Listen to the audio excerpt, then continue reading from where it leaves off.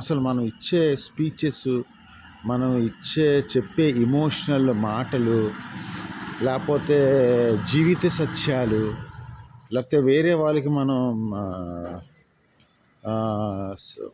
Coaching coaching ఇచ్చే మాటలు, అంటే వాళ్ళ జీవితం మెరుగుపరచడానికి మనం చెప్పే మాటలు కానీ, లేకపోతే మనం చెప్పేది ఎదుటి వాళ్ళలో మనం చెప్పేది తప్పు రైటు అనేది, ఇవన్నీ శుద్ధ వేస్ట్ ఆఫ్ టైం అన్నమాట.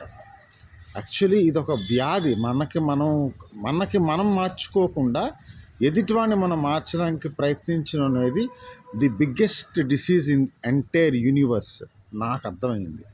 సో ఎవరి గురించి మారరు అన్నమాట. వాళ్ళు లైఫ్లో మారకపోతే ఏదో జరుగుతుంది, ఏదో ఒక భయం అనేదే మారుస్తారు తప్ప భయంతోనే మారుతారు మనుషులు, కానీ ఎప్పుడు ప్రేమతో మారరు అనేది నా రీసెర్చ్లో, నా లైఫ్లో నేను అర్థం చేసుకుంది. సో ఎవరికి అడ్వైజ్ ఇవ్వద్దండి, ఎవరికి బాగుండమని చెప్పొద్దు. ఎవరి జీవితం వాళ్ళది, ఎవరి లైఫ్ వాళ్ళది, ఎవరి ఇష్టం వచ్చినట్టు వాళ్ళు బ్రతుకుతారు. Because everyone is the hero of their own life. Thank you so much. This is my first video. Thank you.